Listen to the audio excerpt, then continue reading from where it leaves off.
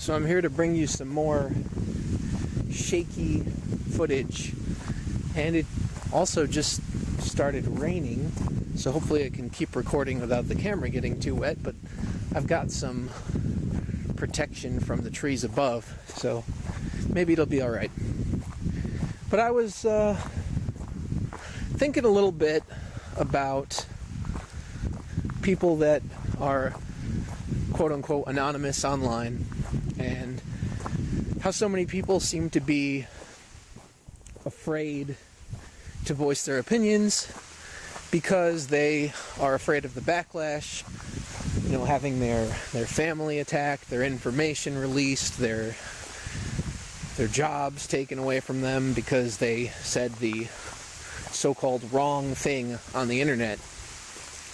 And to me, it's really troubling because one of the things that I value most is the ability to express myself freely.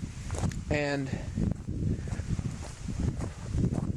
I think it's important that everybody is able to do that to an extent. Now, obviously, we have limitations on free speech. You can't incite violence, and I think that's pretty reasonable. But just holding certain political views is now so controversial that people are being called to be fired and, shamed out of their communities and all this ridiculous stuff that really just makes you feel like you're living in a world you don't recognize anymore, because I don't remember it being so polarizing.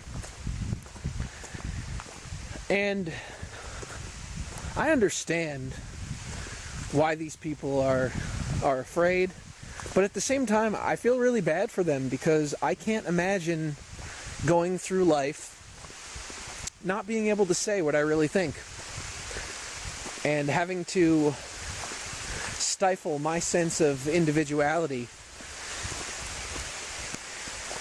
But, I in real life, you have to balance things out and realize that make certain sacrifices in society so that you can continue to provide for your family. But for me personally, I don't think I could pretend. I don't think I could hold it inside, because everybody else seems so free, as long as they hold the right opinions, to say whatever they want to people and treat them however they want because they look at them as a lower life form. And somehow that's okay because, they're fighting the bad guys, they're fighting the Nazis, and that's what's important, right? But I personally don't fear any kind of retribution, because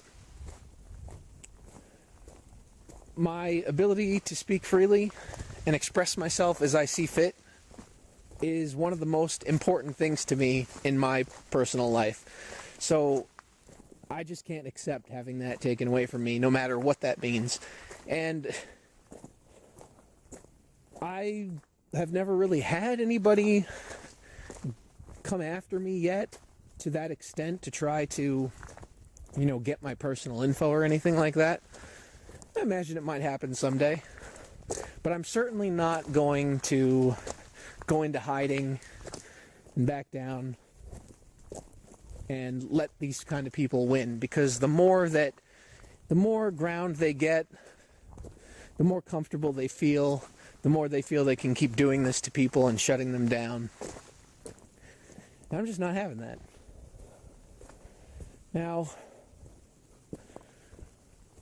I'm not going to go into too much personal detail, but I just feel like I've lost more in my real life than these people could ever actually take away from me. So there's no way that they're going to be able to kind of scare me into keeping quiet. And I was just thinking about that because, well, this video that Bunty King, you probably know him from Twitter or YouTube, or maybe you don't know him at all. feel free to check him out if you don't know who he is, since I'm mentioning him. But he put up a video the other day talking about people being anonymous online and how they should, put their face to their opinions. And it's more personable, things of that nature. And on one hand, I can agree, but then it's like you also see all these people losing things because of the things they say, and they feel like they can't risk it, but yet they still want a way to be able to express themselves. So I understand both sides, really, but it was kind of funny because somebody came along and showed Bunty this headline that I posted the other day about this kid that was being investigated for Islamophobia because he posted some meme making fun of ISIS on Facebook. And it's like, really? That's where we've come to, where making fun of terrorists is a crime? And that's insane to me.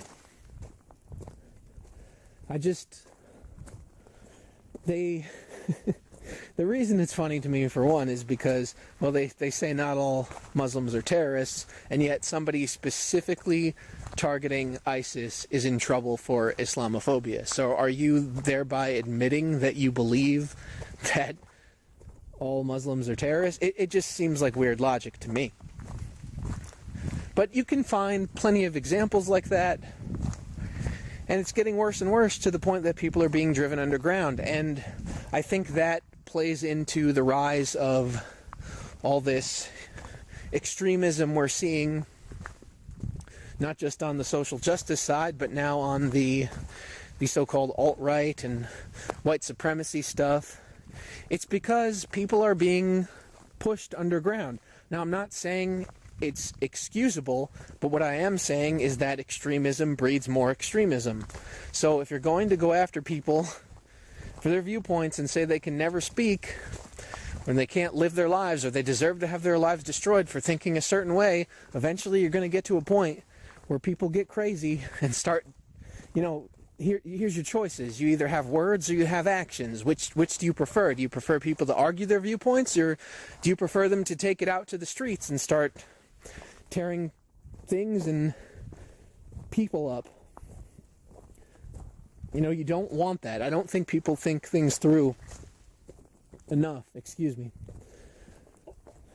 Starting to swallow a burp here mid-sentence.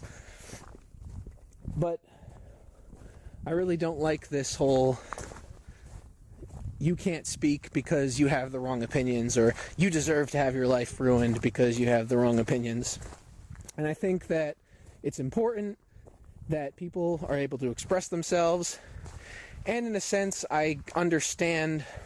I may not like this. I don't like the collectivism that forms around YouTube personalities and social media personalities, but I do understand why it's happening, because the audiences feel that these people are the voice that they themselves cannot be. Now, maybe not everybody. Some people just like to listen to different ideas.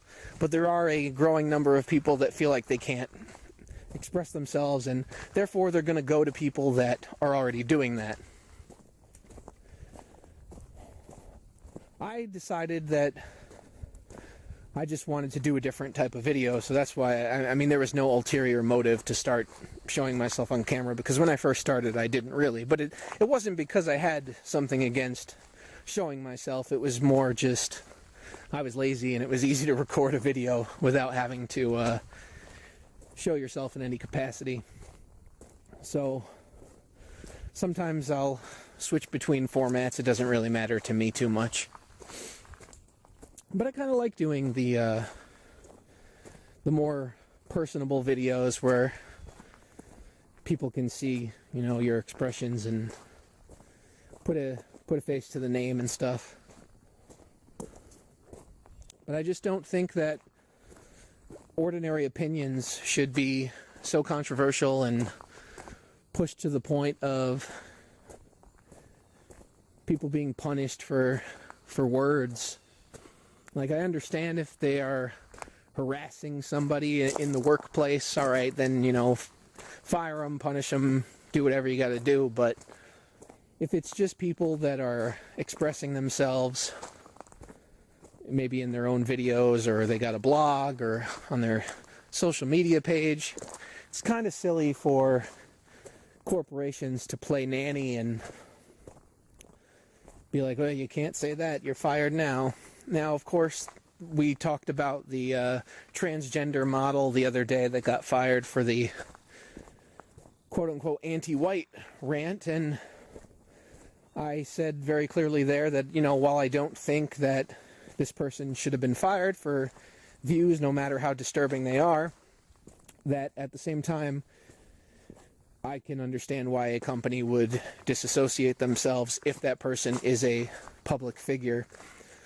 And, it's important to have equal treatment. Now, whether we like that treatment or not, having the standard applied equally across the board is a good thing. So at the very least, if people are going to be fired for, making racist jokes, well, at least you got somebody that got fired for going off on a rant against white people. So at least the standard is kind of being applied equally in that regard.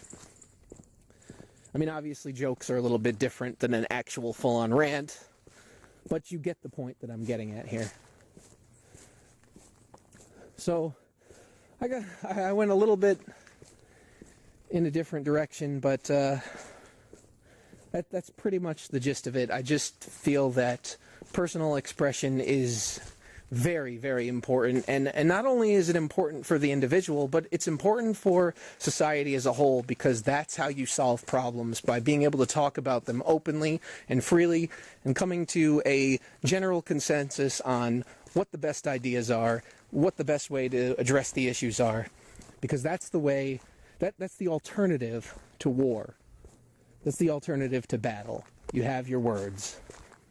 And to equate those words with violence is just creating hysteria that's playing on people's emotions to the point where they now feel like they can't hear things that they don't like. And that is a major problem. And it definitely shouldn't be the norm. We shouldn't act as though words are so harmful from random strangers that they can knock us on our ass the same way a baseball bat to the head can. Because those are two very different kinds of pain. And I defy anybody to say they would rather be hit in the head by a bat than have somebody call them a slur.